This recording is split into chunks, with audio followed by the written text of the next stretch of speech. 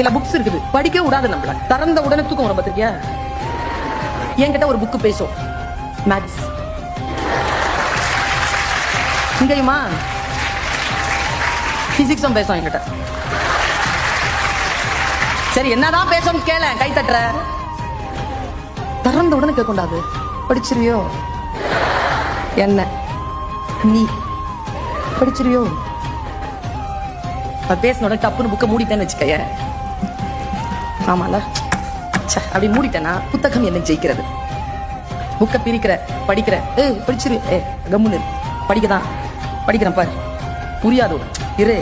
ஒரு வாட்டி சொன்னா புரியாது, 2 வாட்டி படிச்சா, படிச்சதை எழுதி பார்த்தா, எழுதுனது மறுபடியும் படிச்சா புரியாதா? இரு, படிச்சு காட்டுறேன்.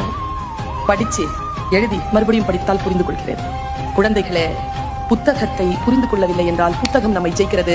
புத்தகங்களை நான் புரிந்து கொண்டால் நான் புத்தகத்தை ஜெயிக்கிறேன். என் குழந்தைகளே, நீங்கள் ஜெயிக்கக்கூடிய புத்தகங்கள் தான் இங்க இருக்கிறதே தவிர இந்த உலகத்தில் என் குழந்தைகளை ஜெயிக்கக்கூடிய புத்தகம் இன்னும் பிறக்கவே இல்லை என்பதுதான் ஒரு ஆசிரியராக, ஒரு தாயாக என் கருத்து.